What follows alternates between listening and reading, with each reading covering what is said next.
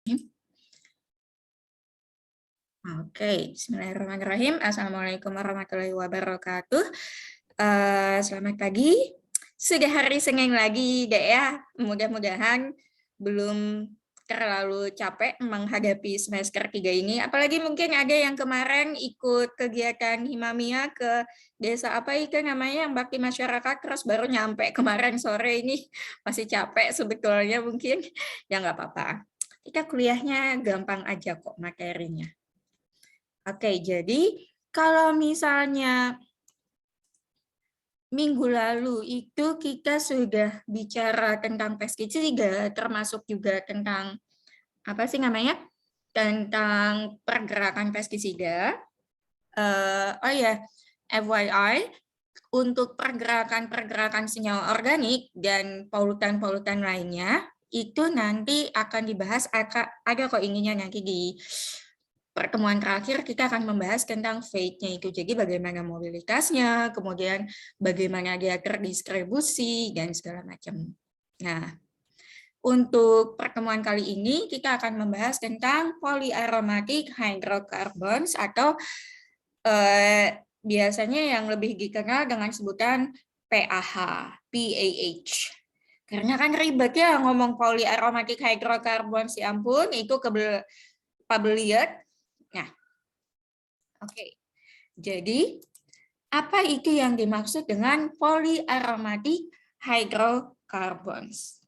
Nah, dari namanya saja. Jadi ini adalah beberapa contoh dari beberapa senyawa polyaromatic hydrocarbons. Jadi ada naftalen, kemudian ada antrasen, naftalen. Ingat nggak? Naftalen ini adalah nama kimianya. Kalau ininya, nama sehari-harinya, ada yang ingat? Apa naftalena?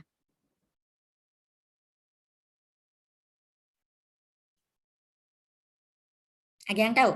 Apakah naftalena dalam kehidupan sehari-hari? Kapur barus, itu naftalena, deh.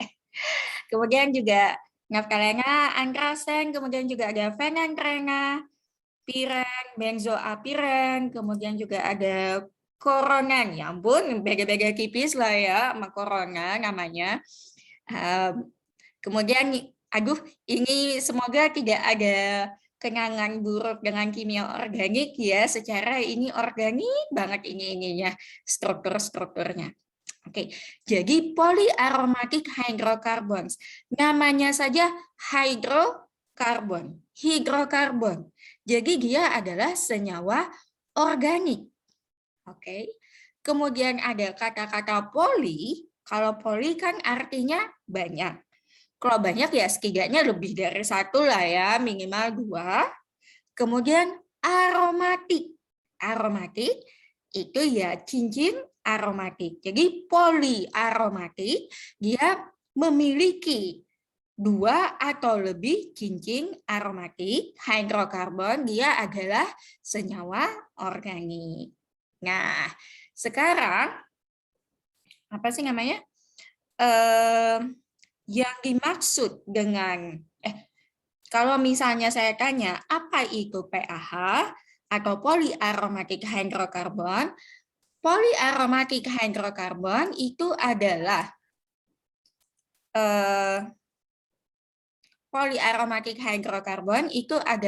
senyawa organik yang memiliki 2 atau lebih cincin aromatik.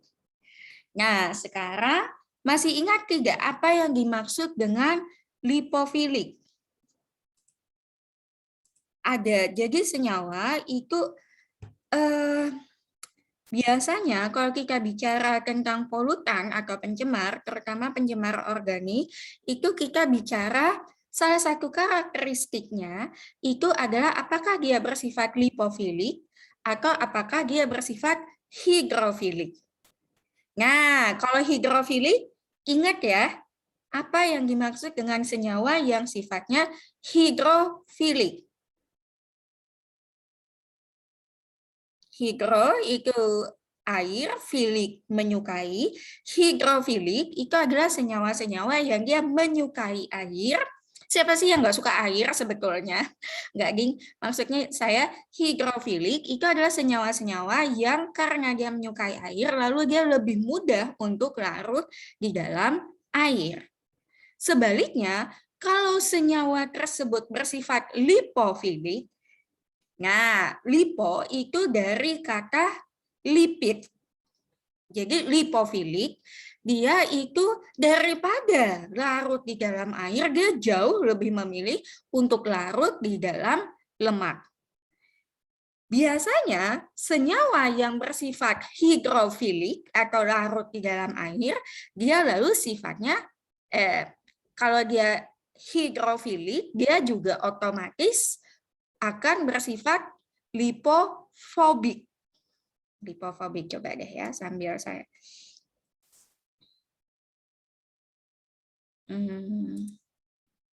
Jadi ada lipofilik, ada lipofobik. Nah, kalau fobik itu kan fobia, takut lipid.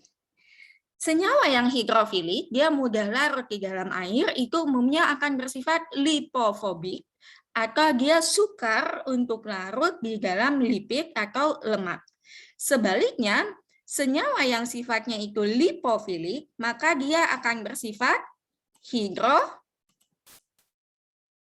apa coba? Hidrofobik. Hidrofobik, good. Jadi, aduh maafkan tulisan tangan saya ya, tenang, ini nanti nggak akan muncul kok ininya di Simari. Apa sih namanya? Jadi ingat ya, jangan ketukar tandemnya pasti begitu. Kalau dia lipofilik, artinya dia hidrofobik. Kalau dia mudah larut di dalam lemak, artinya dia sukar larut di dalam air. Sebaliknya, kalau dia sukar larut di dalam air atau hidrofobik, maka dia lipofilik. Tuh. Sekarang, kalau misalnya saya tanya, kenapa kok senyawa-senyawa PAH ini umumnya bersifat lipofilik? Ayo, kimia organiknya ini kalau kalian melihat senyawa-senyawa dengan cincin aromatik tadi, benzen itu yang berkaitan dengan kelarutan itu karakteristik senyawa yang apa? Apa karakteristik senyawa yang akan mempengaruhi kelarutan dari senyawa tersebut? Ingat nggak?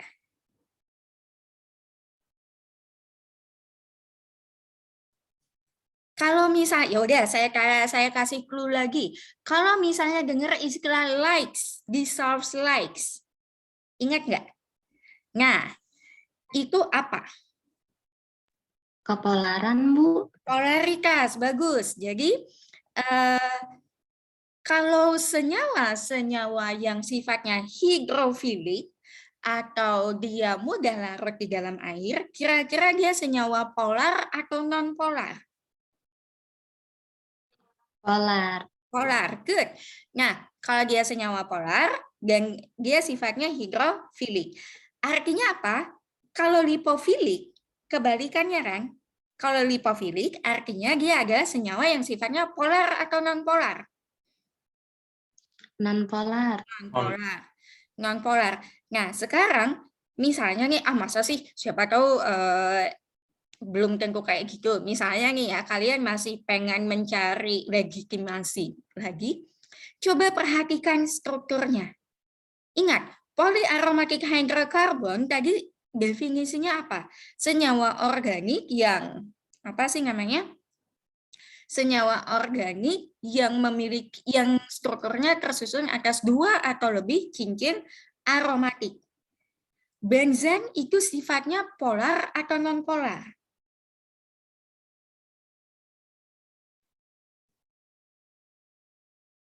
Non-polar deh, ingat strukturnya ya. Ayo nanti saya lapor ke Bu Maria, Bu itu angkatan 2020 kenapa tidak tahu benzen itu polar atau non-polar? Ingat, jadi kebayang nggak sekarang cobalah bayangkan cincin benzen itu kan kayak ada awan elektron, ya kan? Kan terdistribusi merata. Ingat, polaritas itu adalah kalau misalnya distribusi elektronnya itu tidak adil gitu loh. Jadi lebih banyak terkumpul di satu titik, itu yang dikatakan dia itu polar. Kalau tidak ada yang, kalau semuanya itu imbang, jadi adil dan merata distribusi elektronnya, maka sifatnya non polar. Oke. Nah, sebetulnya ini tidak begitu krusial sih informasinya, cuma ada senyawa-senyawa alternan. Alternan itu golongan PaH, tapi dia sebetulnya hanya terdiri atas cincin 6 atom karbon. Ini sebetulnya kalau saya pribadi saya tidak akan menggolongkan dia sebagai PaH gitu loh, karena PaH kan definisinya adalah senyawa organik dan terdiri atas cincin aromatik minimal 2, ya kan? Nah, cuma takutnya nih kalian misalnya ketemu ada referensi yang mengatakan alternan semacam ini loh kok masuk PaH, ya itu pengecualian. Itu kenapa saya kadang-kadang tidak terlalu suka kimia organik, suka banyak pengecualian. Kecuali lah. Oke, tapi ya emang sayanya aja sih nggak sanggup otaknya di kimia organik. Next one. Rata-rata yang namanya senyawa PaH itu umumnya sifatnya semi volatil, cukup mudah menguap. Cukup mudah menguap, jadi biasanya kalau pada suhu ruang itu dia sudah sebagian besar sudah berada dalam bentuk uap. Nggak usah ini aja, apa sih namanya, kayak, aduh udah kehalang tulisan ini. Cuma ini deh, naftalen. Naftalen tadi kata saya apa? Kapur barus, ya kan? Kapur barus tuh kalau misalnya udah dikeluarin dari plastiknya, kemudian 2 bulan kemudian kalau kita tengok lagi itu hilang kemana itu? Hilang kan? Sebenarnya bukan hilang, dia berubah wujud menjadi bentuk gasnya. Ingat ya, saya selalu bilang tidak pernah ada yang namanya benda itu hilang. Yang ada dia hanya berpindah tempat atau berubah wujud. Terkecuali kenangan dengan mantan, apalagi kalau mantannya toksik, itu ya dihilangkan saja kalau bisa ya. Nggak usah lah diingat-ingat. Nah, sekarang si PaH ini munculnya dari mana? PaH ini biasanya dia bisa berasal dari beberapa sumber. Yang pertama, PaH itu bisa terbentuk sebagai hasil dari proses pembakaran senyawa organik yang tidak sempurna. Pembakaran yang tidak sempurna itu maksudnya apa? Apakah pembakarannya tidak dapat nilai 100 atau tidak dapat A lalu dikatakan tidak sempurna? Ayo. Pembakaran itu untuk bisa dikatakan pembakaran sempurna itu gimana? Pembakaran yang seperti apa?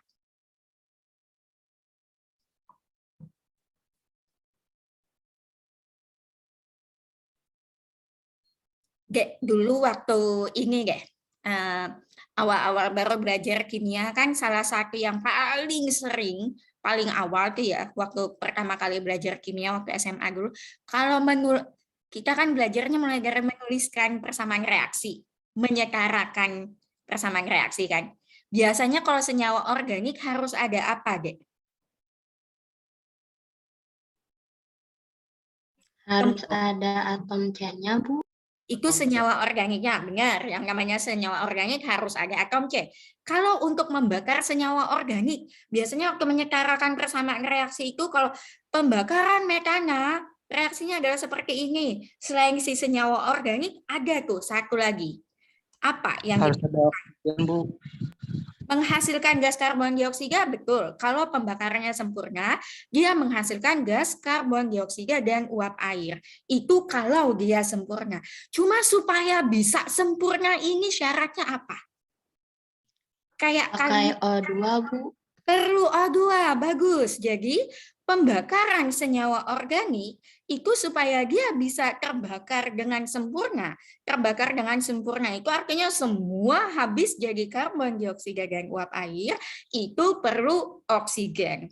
Perlu oksigen dan apa? Temperaturnya jangan nanggung. Temperaturnya harus pada temperatur tinggi. Oke? Nah, jadi Pirolisis, PAH itu terbentuk kalau misalnya proses pembakaran dari senyawa organik tersebut tidak sempurna. Entah karena temperatur yang tidak cukup tinggi atau yang seringnya adalah jumlah oksigen yang tidak mencukupi. Atau bisa saja PAH ini terbentuk sebagai hasil dari proses pirolisis. Apa yang dimaksud dengan pirolisis?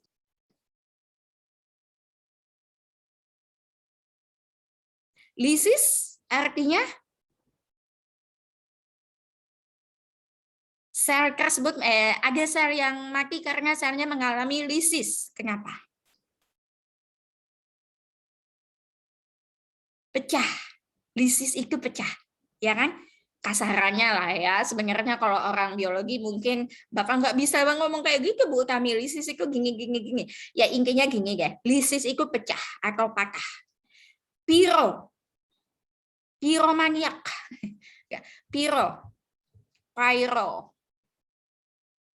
Pyro itu panas.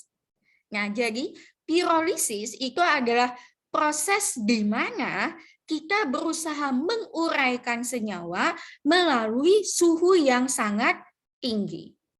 Melalui suhu yang sangat tinggi, tapi dalam keadaan minim oksigen. Gitu. Jadi pirolisis itu adalah suatu proses reaksi di mana senyawa itu didegradasi atau dipecah-pecah menjadi senyawa yang strukturnya lebih sederhana hanya dengan mengandalkan panas. Jadi tidak ada tambahan oksigen dalam kondisi minim oksigen. Itu namanya pirolisis. Oke? Nah, nanti kalau misalnya biasanya ini pirolisis ini sering kepakainya kalau kalian ngambil penelitiannya tentang ini apa sih namanya energi terbarukan itu loh. Nah, kemudian selain itu PAH ini juga seringkali terbentuk secara alamiah dan lalu dia ada di dalam bahan bakar fosil atau fossil fuel. Jadi minyak bumi segala macam. Nah, itu dia terdapat secara alamiah di dalam bahan bakar fosil, sehingga pada saat kita menggunakan bahan bakar fosil tersebut, saat dipanaskan, lepaslah PAH-nya ke udara. Kemudian juga proses industri ini juga seringkali melepaskan produk sampingan yang dihasilkan dalam proses industri itu adalah PAH. Nah, sekarang gini, begitu sampai di atmosfer, jadi kan waktu misalnya ada proses pembakaran yang tidak sempurna atau pada saat kita menggunakan bahan bakar fosil yang mungkin kandungan PAH-nya masih sangat tinggi atau di proses industri exhaust-nya nggak benar, PAH kan terlepaskan di atmosfer. Nah, ada beberapa kemungkinan yang dapat terjadi atas PAH tersebut. Yang pertama adalah si PAH ini dapat mengalami fotodegradasi. Fotodegradasi, jadi dia terurai. Terurainya kenapa? Terurainya karena dia terpapar radiasi sinar ultraviolet dari matahari. Loh, kok bisa kena radiasi sinar UV aja kok bisa terurai, Bu? Radiasi sinar ultraviolet itu kan merupakan salah satu bentuk radiasi elektromagnetik dan merupakan salah satu bentuk energi. Berapa besar energinya? Ya tergantung panjang gelombangnya. Masih ingat nggak? Energi dari foton, dari radiasi elektromagnetik besarnya E sama dengan H kali panjang gelombang. Konstanta Planck dikalikan panjang gelombang. Kok kali panjang gelombang? Kali frekuensi bukannya ya? E sama dengan H kali. Pokoknya lambangnya mu kayak gitu. Kayaknya H per lambda deh kalau saya nggak salah. Kalau sambil dicek lagi ya, seingat saya E sama dengan H per lambda. Karena yang HV itu frekuensi. Nah, selain mengalami degradasi oleh radiasi sinar ultraviolet itu tadi, si PAH ini dapat, masalahnya kan gini ya, di atmosfer ini kan adanya segala macam lah ya, apalagi dengan perkembangan industri sekarang ini, jadi udah banyak senyawa yang aneh-aneh. si pH yang ada di atmosfer ini dia dapat mengalami reaksi dengan gas-gas lain yang sudah ada di udara tadi, sehingga menghasilkan berbagai senyawa turunan. Ingat nggak, pencemaran udara itu ada polutan primer, ada polutan sekunder, ya kan? pH-nya sendiri bisa dikatakan sebagai polutan primer begitu dia keluar, kemudian setelah dia bereaksi dengan senyawa lain, maka dia bisa dikatakan sebagai polutan sekunder, hasil reaksinya itu. Nah, sekarang apa sih namanya?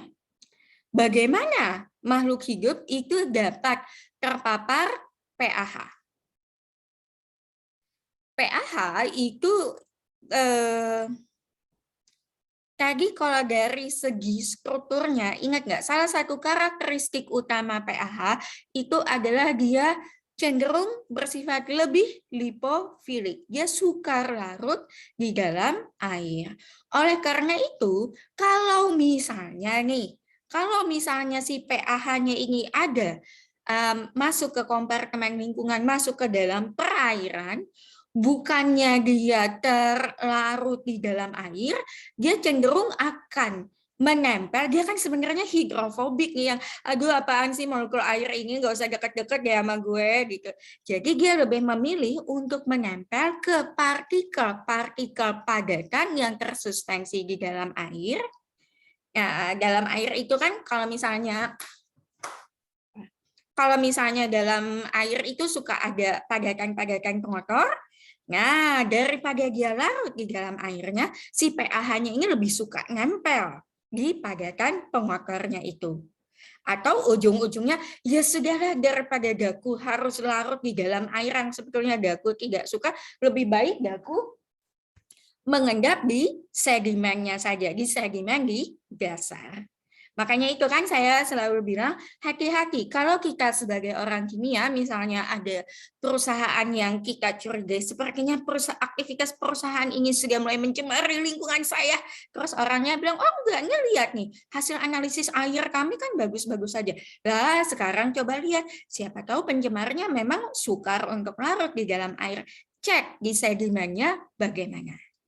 pH karena sifatnya yang lipofilik, dia itu hidrofobik, dia tidak mudah larut di dalam air, dia lebih memilih untuk berada pada jaringan organik, dia akan lebih banyak terkumpul di sedimen. Nah, selain itu juga kalau misalnya nih sudah terpapar ke dalam tubuh makhluk hidup, pH karena sifatnya yang lipofilik tadi, dia lebih memilih untuk tersimpan di dalam jaringan lemak kita. Gitu. Makanya jangan terlalu banyak menyimpan jaringan lemak di dalam tubuh ya, adik-adik. Rajinlah berolahraga dan mengkonsumsi makanan sehat, jangan makanan yang berlemak. Padahal saya juga kemarin habis makan bakso. Nah, kenapa? Jadi kalau misalnya si pH ini terakumulasi di jaringan lemak, kalau misalnya dia sudah masuk ke dalam tubuh, dia terakumulasi di dalam jaringan lemak, konsekuensinya lalu apa? Aduh deh, maaf ya, biasalah ya, gini deh kalau ngajar di kampus. Wait, let me.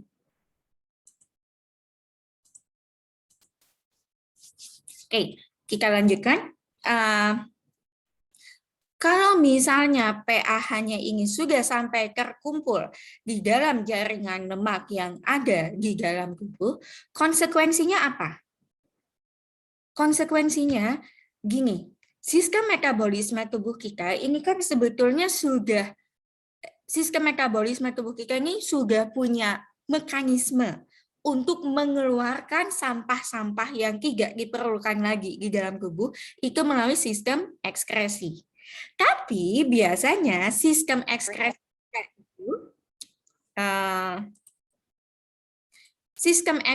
tubuh kita itu kan mengeluarkan pengotor-pengotor, zat-zat yang sudah tidak diperlukan lagi itu dalam bentuk cairan sebagian besar. Nah, sementara si PAH ini dia kan sulit untuk larut di dalam air.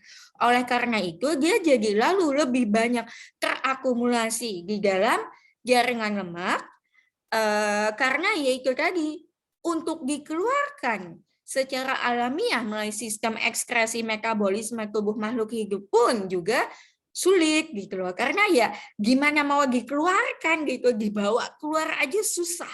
Ya kan? Karena dia tidak larut di dalam air.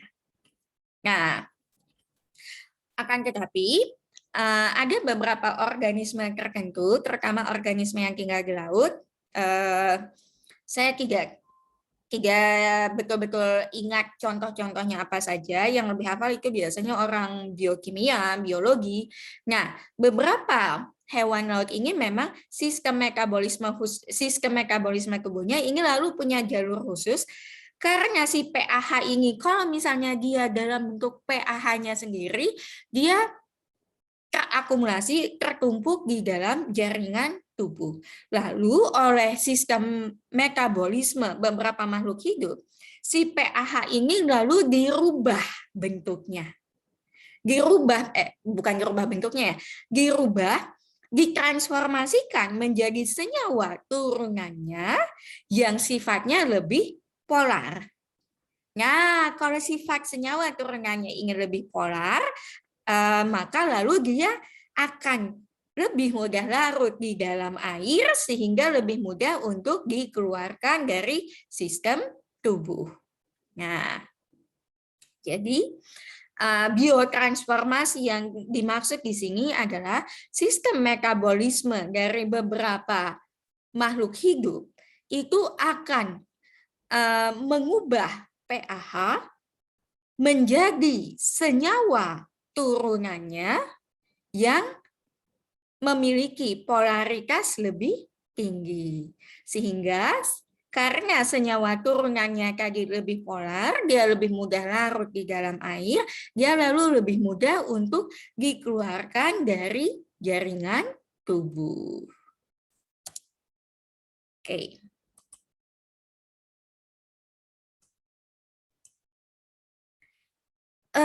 Salah satu jalur masuk PAH ke dalam tubuh manusia itu salah satunya itu melalui makanan.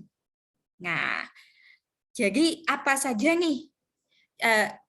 Bahkan sebetulnya gini, ada beberapa hasil penelitian yang menunjukkan bahwa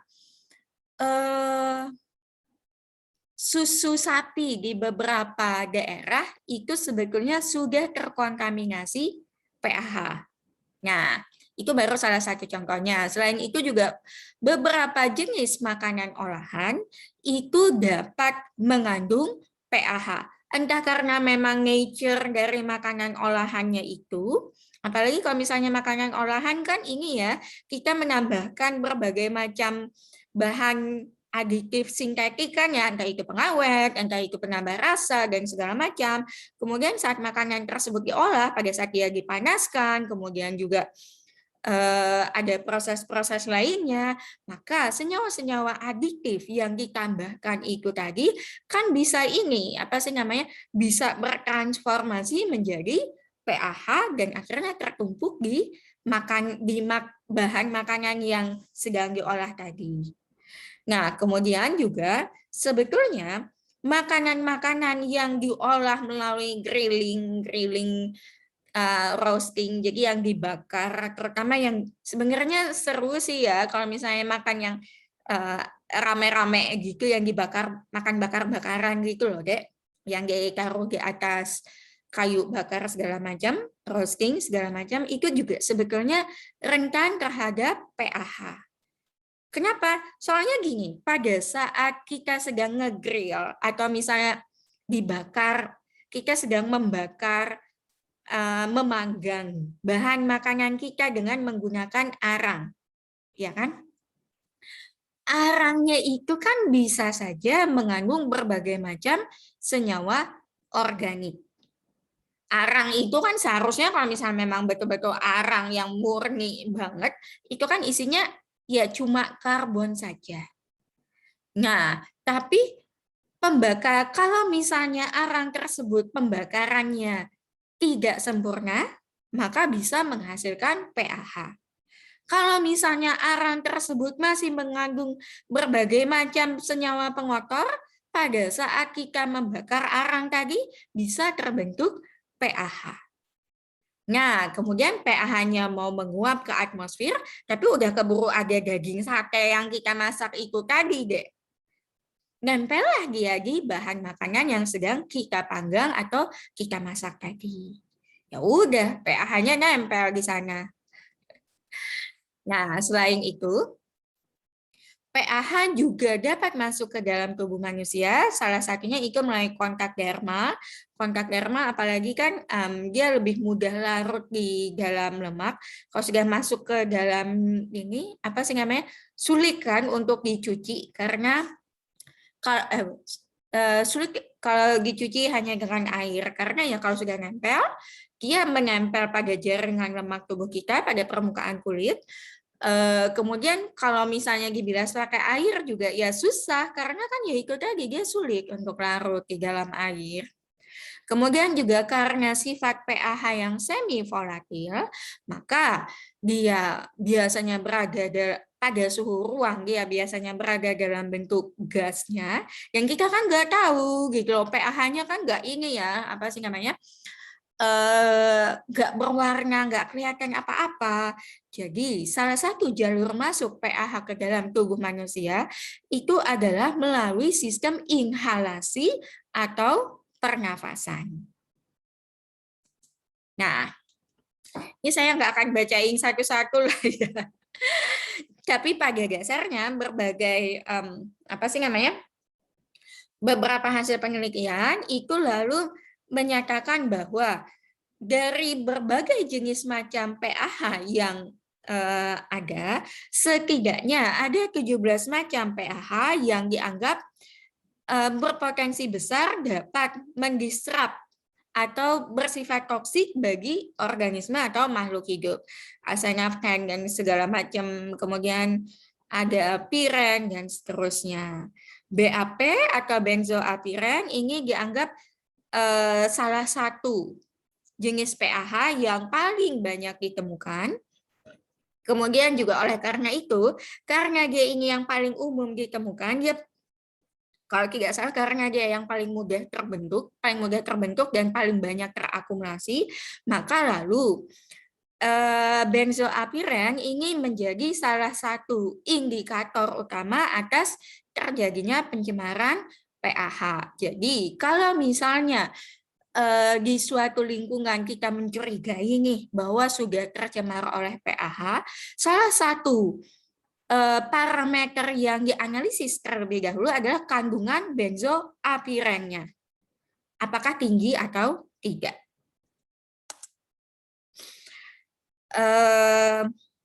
Ini pengantarnya saja, bagaimana dia jadi bersifat karsinogenik, kemudian jadi gini, PAH itu dianggap bersifat toksik, kenapa? Karena berbagai hasil penelitian ini menunjukkan bahwa PAH ini bersifat karsinogenik atau dapat mencetuskan terjadinya kanker.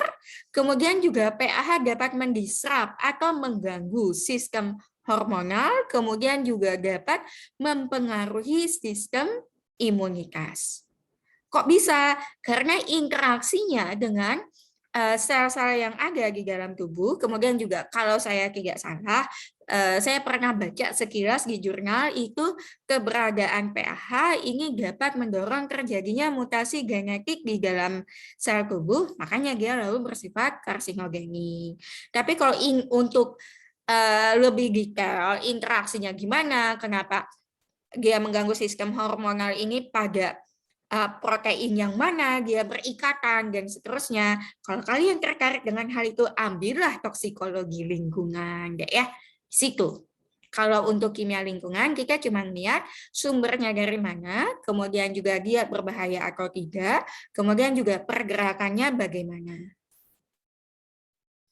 Nah, sekarang PAH ini merupakan senyawa yang sifatnya ini sangat stabil. Dia itu cukup stabil sehingga dia sulit untuk teruraikan. Jadi ikatan antar atomnya itu sangat kuat.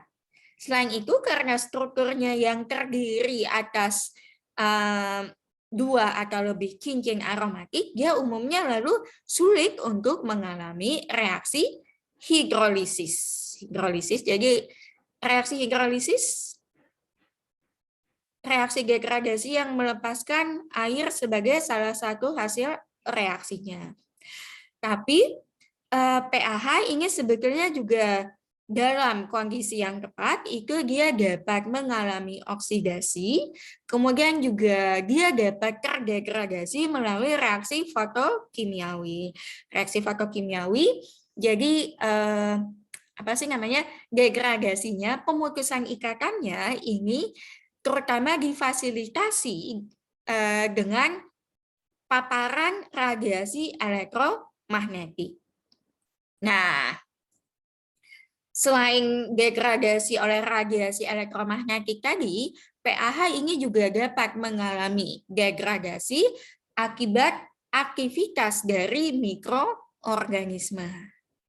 Nah, jadi ini sebetulnya adalah, saya nggak tahu, kayaknya tidak ada seingat tahun lalu, Ding, kalian ini yang makalah kemarin tidak ada yang membahas tentang tumpahan minyak ya. Nah, cuma kalau misalnya nih kalian iseng gitu ya baca jurnal atau mungkin berita ilmiah populer tentang salah satunya adalah bioremediasi. Bioremediasi, jadi untuk meremediasi lahan yang tercemar oleh pH, ini salah satunya adalah dengan menggunakan aktivitas mikroorganisme. Jadi jenis bakteri apa nih yang paling efektif untuk menguraikan senyawa-senyawa pH yang menjadi pencemar?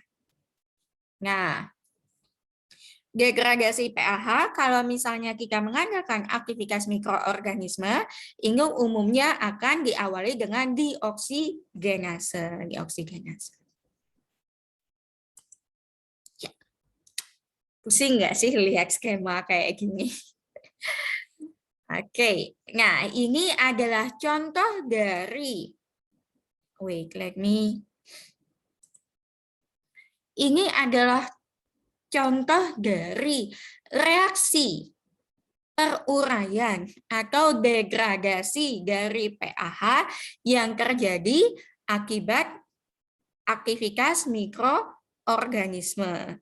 Nah, aktivitas mikroorganisme ini umumnya dengan keberadaan oksigen ini dapat memutus ikatan antar karbon yang ada di salah satu ujungnya ini dioksidasi sehingga akhirnya cincinnya membuka. Begitu satu cincinnya sudah dibuka, ini umumnya lalu akan lebih mudah untuk didegradasi ke langkah-langkah selanjutnya. Nah, jadi sebetulnya sekarang di sini tantangannya adalah, masalahnya kan gini, aktivitas mikroorganisme itu sangat ditentukan oleh apa? Selain jenis mikroorganismenya, kondisi lingkungannya. Mikroorganisme ini kan agak-agak sombong gimana gitu ya, Dek ya. pH-nya harus khusus, kemudian juga temperaturnya harus sekian, kelembapannya harus sekian gitu loh. Jadi, salah satu bidang penelitian di bidang bioremediasi adalah orang biologi dan orang kimia itu sama-sama berusaha mencari dan mengembangkan mikroorganisme yang dapat mendegradasi senyawa-senyawa pH ini dalam kondisi yang lebih fleksibel. Atau, oh ini sebetulnya aktivitas mikroorganismenya ini bisa dikatalisis nih, dengan cara apa? Dengan cara pakai enzim. Enzimnya yang cocok apa? Nah, itu juga bidang penelitian yang banyak dikembangkan bersama-sama dengan orang biologi dan orang kimia. Jadi gini, jangan terlalu sombong untuk jadi orang kimia dan menganggap bahwa kimia itu tidak perlu bidang ilmu lainnya. Sekarang justru yang bagus itu adalah interdisipliner gitu loh, antara satu dengan yang lain itu saling berkolaborasi dan tidak hanya di bidang eksakta. Kadang-kadang kita susahnya adalah kita ngerasa orang eksakta, lalu kita mengkomunikasikan hal-hal mengkomunikasikan ilmu pengetahuan, mengkomunikasikan hal-hal yang bersifat saintifik, itu lalu dengan bahasa yang kadang-kadang ketinggian gitu loh. Akibatnya apa? Masyarakat jadi mudah terpengaruh dengan hoax segala macam, karena hoax itu disebarkan dengan bahasa yang mereka gampang mengerti, sementara orang sainsnya sendiri ini pakai bahasa yang masyarakat itu sulit untuk memahami. Gitu. Oke, kembali ke sini. Jadi dengan jamur dan alga dengan bantuan oksigen, kemudian juga ada beberapa bantuan enzim lainnya, ini lalu akan menghasilkan, akan menyebabkan terjadinya pembukaan cincin aromatik tadi. Kemudian juga bakteri dan alga itu juga dengan keberadaan oksigen. Jadi kalau misalnya dalam kondisi kayak oksigen semacam ini namanya apa? Ingat nggak? Yang memerlukan oksigen. Ayo. Aktivitas organisme yang dapat organisme ya kan ada dua tuh aktivitas ada dua organisme nih. Ada organisme yang memerlukan oksigen untuk dapat beraktivitas, kemudian juga ada mikroorganisme yang dalam kondisi rendah oksigen pun dia masih dapat beraktivitas. Aerob, Bu. Aerob dan pasangannya apa? Aerob. Satunya apa? Aerob itu kalau misalnya dia dia butuh oksigen, aerob. Nah, kalau tidak butuh oksigen, apa? Ayo. Anaerob. Anaerob, good, bagus. Nah, bakteri dan alga sebagian besar itu untuk menguraikan pH dia bekerja dalam kondisi aerob, jadi memerlukan oksigen. Kemudian dengan bantuan enzim deoksiggenase, jadi dia akan mengoksidasi dua atom karbon di sini. Nah, selanjutnya ya jalurnya bisa macam-macam gitu loh. Ya. Ini cuma pengantarnya saja. Jangan lalu malam ini kepikiran, aduh itu nanti kalau dikeluarkan Bu Tami waktu ujian akhir ini gimana ya? Sedangkan segi 6 ini, kenapa ya banyak sekali segi 6? Nggak usah khawatir kalian harus menghafal ini deh. Saya juga tidak akan pernah hafal gitu loh. Nah, sekarang tadi saya udah ngomong tentang bioremediasi. Beberapa dari kalian dalam makalahnya itu juga sudah menyebut-nyebut bahwa beberapa alternatif yang dapat dilakukan untuk memecahkan masalah pencemaran ini adalah dengan bioremediasi, ya kan? Nah, yang dimaksud dengan bioremediasi itu adalah remediasi lahan yang telah tercemar melalui aktivitas biologis dari mikroorganisme. Ya kan? Nah, sekarang apakah semua project bioremediation itu dapat berhasil? Belum tentu, karena tergantung dari beberapa hal, beberapa faktor dan beberapa hal. Yang pertama adalah pH-nya dulu nih, ini pH jenis apa nih? Itu loh. Tergantung dari karakteristik pH-nya. Semakin kompleks struktur dari pH-nya, maka bioremediasi yang dilakukan itu juga umumnya akan semakin sukar, akan semakin sulit gitu loh. Karena ya struktur yang kompleks itu menyebabkan sulit gitu loh, si mikroorganismenya jadi bingung sendiri, ini bagian mana nih yang bisa saya putus ikatannya. Sementara selain karakteristik dari pH-nya, jenis mikroorganismenya ini juga akan menentukan efektivitas dari bioremediasi. Mungkin ada mikroorganisme yang bisa bekerja dengan baik dan cepat dan tuntas. Kalau kita menggunakan jenis mikroorganisme yang beda, ya hasilnya juga belum tentu sama lah ya. Kemudian walaupun kan pH-nya sama Bu jenisnya, ya sama aja saya ngasih soal ujian sama ke kalian semua, tapi apakah kalian mengerjakan lalu hasilnya sama semua? Enggak, beda-beda kan. Kecuali kalau misalnya mengerjakannya barengan, bener-bener barengan satu sumber gitu. Ya jangan lah, Dek. Nah, jadi karakteristik pH-nya akan menentukan, kemudian juga jenis mikroorganisme yang digunakan dalam bioremediasinya itu juga akan menentukan efektivitas atau keberhasilan dari bioremediasi. Nah, selain itu nih, seperti yang sudah saya sebutkan tadi, yang tricky, yang agak menjadi tantangan yang menyebabkan bioremediasi ini jadi gimana gitu ya, menantang. Ini kan karena kita bicara mikroorganisme, kita bicara makhluk hidup yang punya kebutuhan-kebutuhan khusus. Mikroorganisme ini kan dia akan nanya, saya bisa bekerja dengan baik kalau dalam kondisi yang lembab. Saya butuh air, saya butuh nutrisi tertentu. Nah, jadi ketersediaan air dan nutrisi atau bahan makanan bagi si mikroorganismenya ini akan menentukan apakah si mikroorganismenya ini dapat bekerja dengan baik atau tidak. Gitu loh. Nah, ya jadi misalnya Anda bioremediasi di padang pasir gitu belum tentu hasilnya bisa sama dengan bioremediasi di suatu lahan yang berada di daerah beriklim tropik gitu loh. Ya kan? Kemudian juga keberadaan biosurfaktan itu juga akan mempengaruhi efektivitas dari bioremediasi.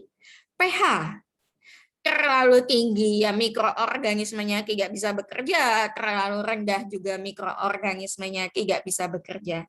Tapi ingat, kalau misalnya pH ini terlalu tinggi atau terlalu rendah, kemungkinan yang terjadi selain bukannya akibat oleh aktivitas mikroorganisme, tapi justru terjadi reaksi oksidasi secara kimiawi. Karena pH yang ekstrem itu kan biasanya lalu mendorong terjadinya reaksi redoks. Temperatur. Si mikroorganisme ini hanya bisa bekerja secara efektif pada range temperatur tertentu. Terlalu dingin ya dia males kerja, dia jadi dorman kan ya mikroorganismenya. Terlalu tinggi juga mikroorganismenya mati gitu loh. Kemudian juga tentu saja ketersediaan oksigen, karena seperti yang sudah disebutkan tadi, beberapa mikroorganisme ini dapat mendegradasi senyawa organik, pengotor organik, termasuk juga pH dalam kondisi aerob atau kaya akan oksigen. Nah, itu tadi, jadi beberapa langkah yang dapat dilakukan untuk memaksimalkan, untuk memastikan bahwa bioremediasi yang kita lakukan ini sudah tepat, sudah cukup efektif, itu antara lain adalah ini udah pas nggak nih mikroorganisme yang saya inikan, mikroorganisme yang saya gunakan, apakah sudah cocok untuk jenis pH yang ingin saya degradasi? Apakah mikroorganisme yang saya tambahkan ini dapat bekerja dalam kondisi lingkungan di mana saya melakukan melakukan bioremediasi, jenis kulturnya. Kemudian ada yang namanya biostimulation atau bioaugmentation. Sebentar, biostimulasi, stimulasi biologis. Jadi kita memberikan rangsangan supaya, sebentar deh ya.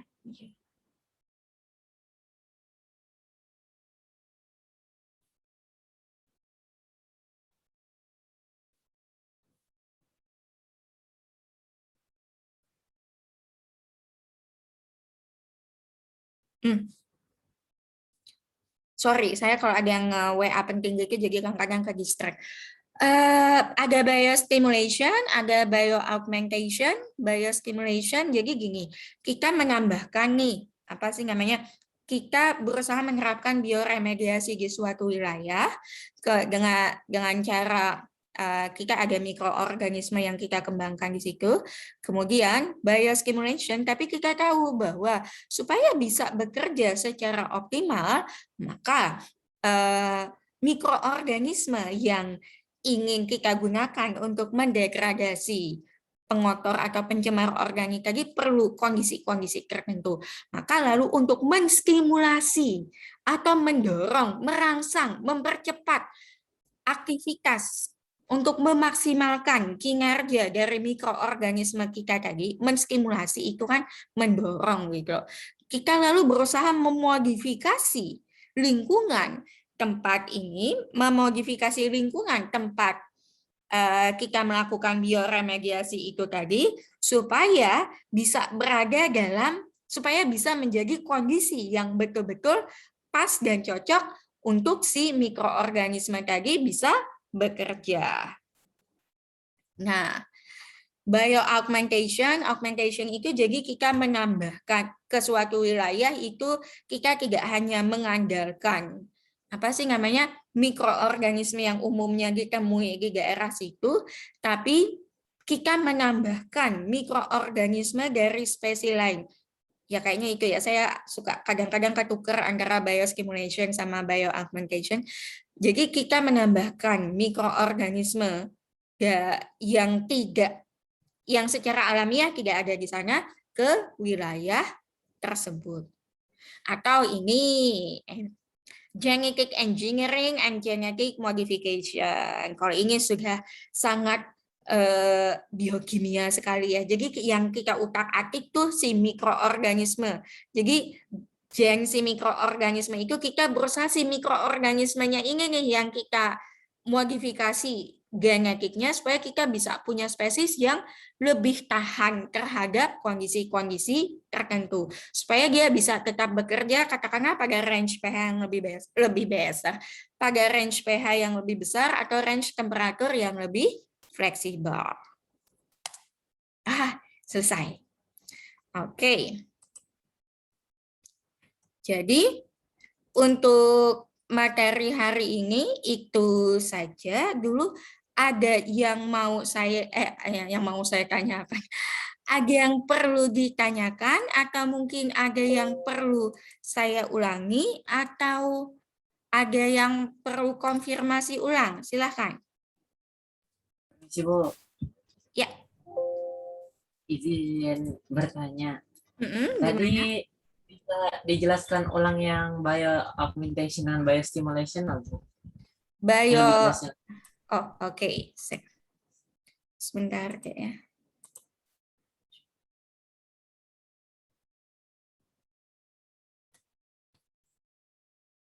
Ini saya sambil bikin. Jangan lupa isi absen ya, daftar hadir. Jadi daftar hadir bisa diisi sampai 11.30.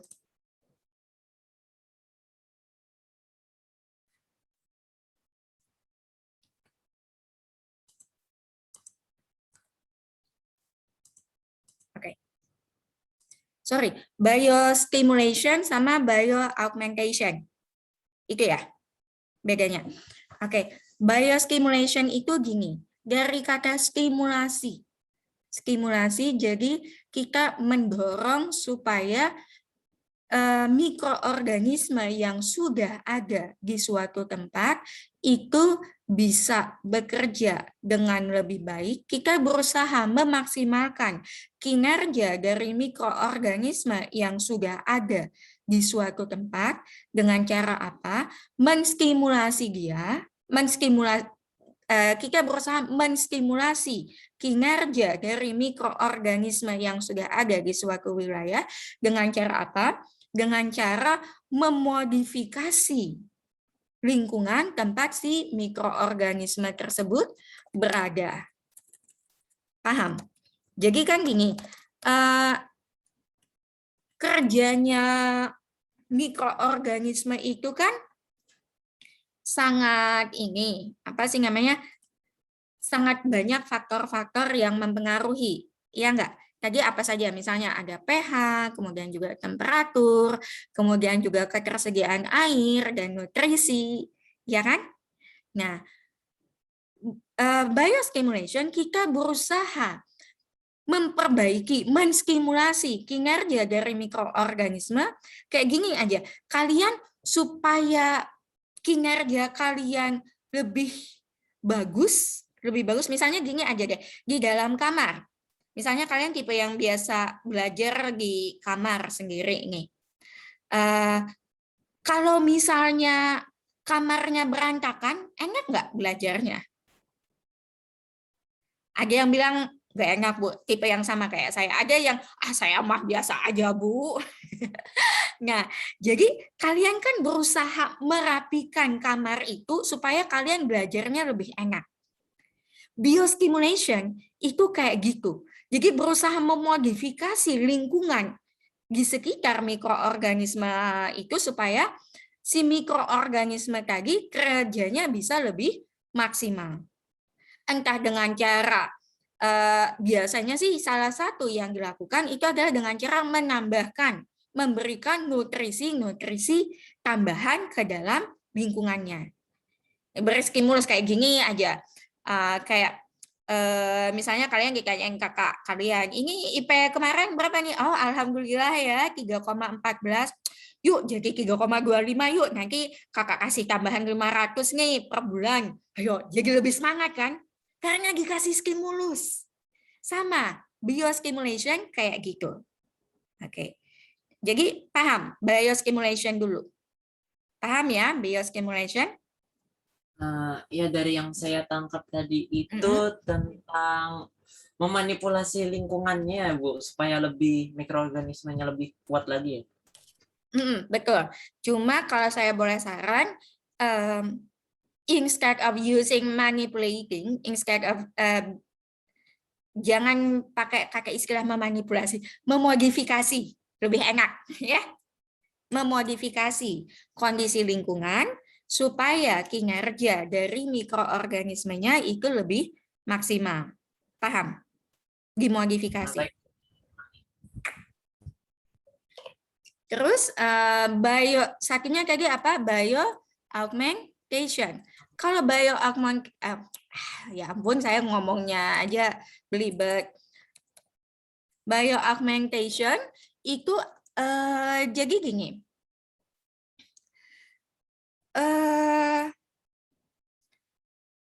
Kita punya suatu wilayah yang mau diremediasi nih, ya kan?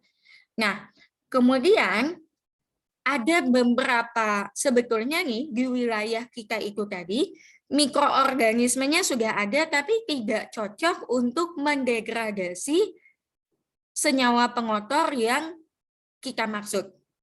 Paham? Nah, jadi lalu wah gimana nih caranya? Karena kalau hanya dengan mengandalkan apa sih namanya mikroorganisme yang sudah ada di sini aja, itu nggak akan terdegradasi nih senyawa X ini. Tapi lalu kita lihat di hasil-hasil penelitian dan segala macam, oh bakteri dari spesies ini, bakteri dari spesies A misalnya, itu terbukti mampu mendegradasi senyawa X secara efektif. Tapi secara alamiah, bakteri spesies A tadi tidak ada di wilayah kita. Lalu apa yang kita lakukan? Kita mengambil kultur spesies A, lalu kita kembangbiakkan di wilayah kita. Paham? Jadi kalau biostimulation tadi pada dasarnya spesies mikroorganismenya itu sudah ada nih. Nah, kita itu cuma berusaha menstimulasi yang sudah ada ini supaya kerjanya lebih bagus. Tapi kalau bioaugmentasi, itu yang kita lakukan adalah menambahkan kultur mikroorganisme ke wilayah yang ingin kita remediasi. Jadi kulturnya itu secara alamiah tidak ada di wilayah itu, gitu loh. Paham? Jadi istilah kata kita mendatangkan yang baru, kita mendatangkan pekerja ahli yang baru untuk mendegradasi ini apa sih namanya mendegradasi suatu senyawa pengotor tertentu. Gimana? Bisa dipahami? Baik, Bu, bisa dimengerti. Bu, izin bertanya lagi, Bu. Dari bioaugmentation dengan biostimulation itu lebih bagus digunakan yang mana, Bu, untuk bioremediasi, Bu? Bioremediasi. Saya tidak bisa memberikan jawaban yang pasti, karena untuk mengatakan mana yang paling baik, itu akan ditentukan oleh berbagai faktor. Dilihat dari jenis pH-nya, kemudian juga dilihat dari spesies kulturnya, dan lain-lain. Kita bisa menyatakan sesuatu itu paling baik atau tidak dengan catatan dengan mempertimbangkan, misalnya nih, yang untuk kasus ini yang paling baik adalah biostimulation karena paling murah. Nah, kalau dari segi biaya mungkin paling murah adalah ini. Tapi efek samping,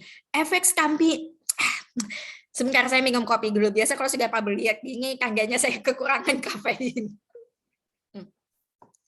Tapi misalnya, walaupun biayanya lebih murah, efek samping biostimulation ternyata lebih parah nih dibanding yang bioaugmentation.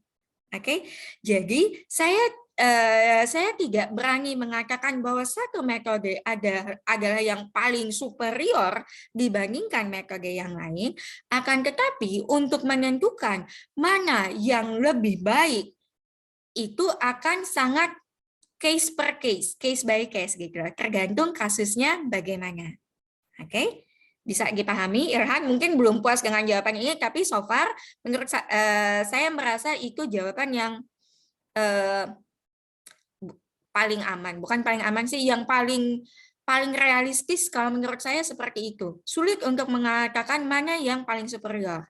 Sama aja kayak gini, jurusan mana yang paling bagus untuk diambil?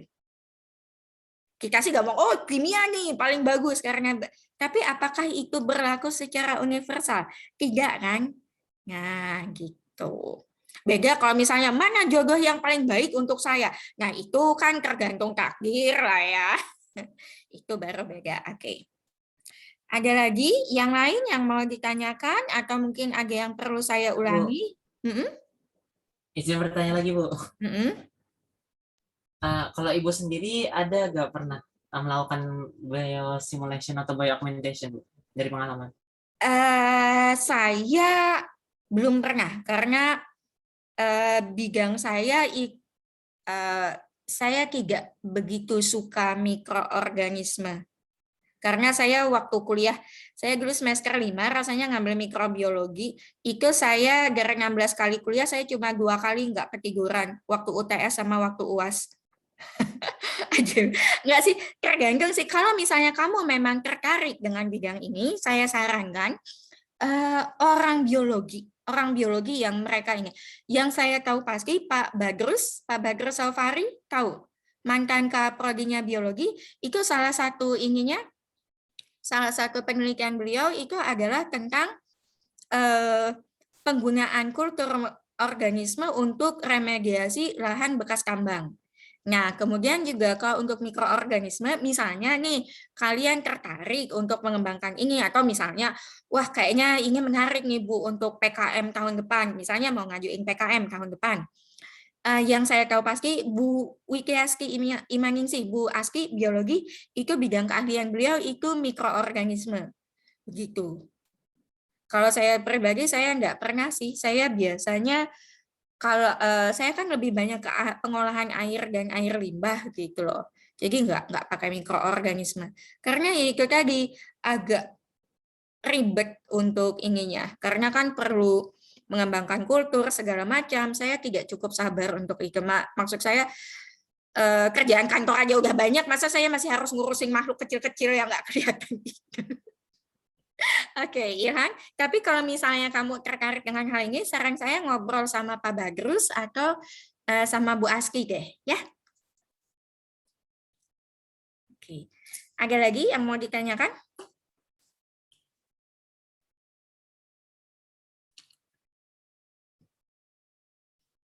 Kalau tidak ada, saya yang tanya. Nah, itu kan kebiasaan langsung ada.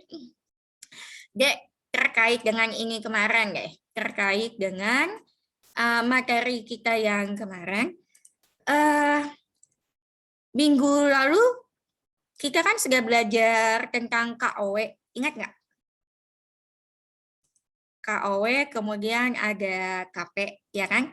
KOW adalah apa? Masih ingat? KOW adalah konstanta yang bagaimana? Konstanta apa? Yang air, Bu. Air dan menunjukkan apa?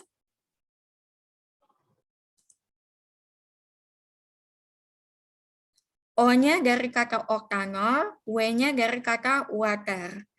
KOW itu adalah konstanta yang menunjukkan perbandingan antara konsentrasi suatu senyawa di dalam oktanol dibandingkan dengan konsentrasinya di dalam air.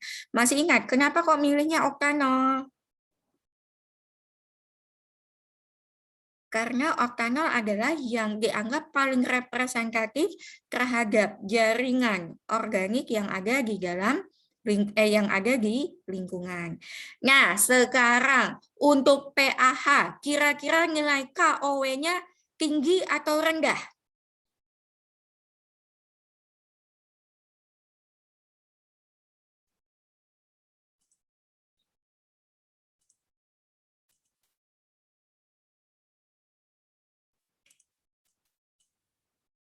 Ayo.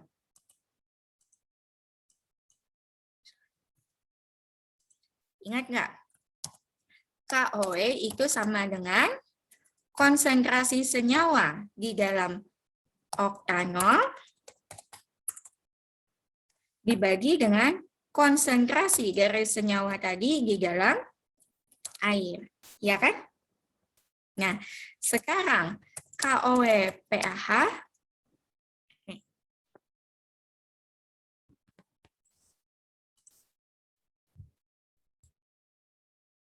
ayo.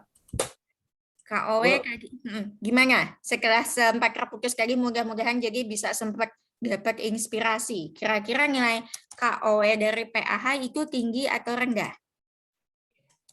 Rendah, Bu. KOW sama dengan, dilihat dulu deh, konsentrasi senyawa di dalam oktanol dibagi dengan konsentrasinya, konsentrasi dari senyawa tadi di dalam air. Ya kan? Di atas itu adalah konsentrasi senyawa di dalam oktanol. Oktanol ini yang sifatnya non-polar. Sementara pembaginya adalah konsentrasi dari senyawa tersebut di dalam air. Ingat, air adalah pelarut yang sifatnya polar. Ya kan? Sekarang kita punya pAH. pAH tadi sifatnya hidrofilik atau lipofilik? Lipofilik. Lipofilik, bagus. Lipofilik, jadi dia lebih banyak larut di dalam pelarut polar atau lebih banyak larut di dalam pelarut non polar? Non-polar, Bu. Non-polar, good.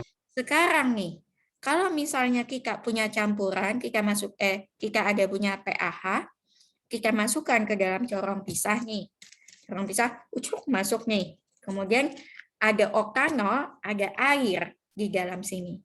Si pAH tadi kan sebagian ada yang pindah ke oktanol, sebagian ada yang pindah ke oktanol yang merupakan pelarut non-polar, sebagian ada yang di dalam air. Kira-kira si pAH sebagai senyawa yang sifatnya lipofilik, dia kira-kira akan lebih banyak berada di dalam oktanol atau lebih banyak berada di dalam air? Oktanol, Bu. Dalam oktanol, karena kan non-polar. Nah, jadi kalau misalnya dia lebih banyak berada di dalam oktanol, yang di atas nih, pembilang atau penyebut sih ya, itu yang lebih banyak, lebih besar nilainya kan. Jadi nilai KOW-nya kira-kira tinggi atau rendah? Tinggi. Tinggi. Oke, good. Jadi jangan lupa ya, misalnya saya tanya untuk nilai KOW antara PAH dengan logam, kira-kira mana yang nilainya lebih besar, itu harus bisa menjawab. Misalnya, aduh lupa kemarin Bu Tami bilangnya lebih tinggi kalau lebih rendah. Dilihat lagi deh pelan-pelan sebentar, KOW itu maksudnya apa? Apa dibagi apa? Sementara sifat senyawa saya ini seperti apa? Oh, dia hidrofilik misalnya. Oh, kalau hidrofilik dia lebih banyak larut di dalam air. Jadi konsentrasinya di dalam air yang lebih besar. Karena di sini yang lebih besar, di atasnya lebih kecil. Oh, KOW saya artinya harusnya rendah dan sebaliknya. Ya. Oke. Ada lagi yang mau ditanyakan?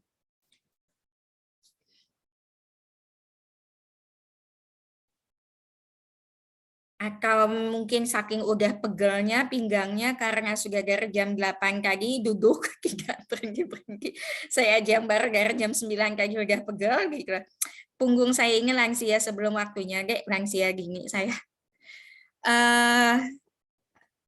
Oke.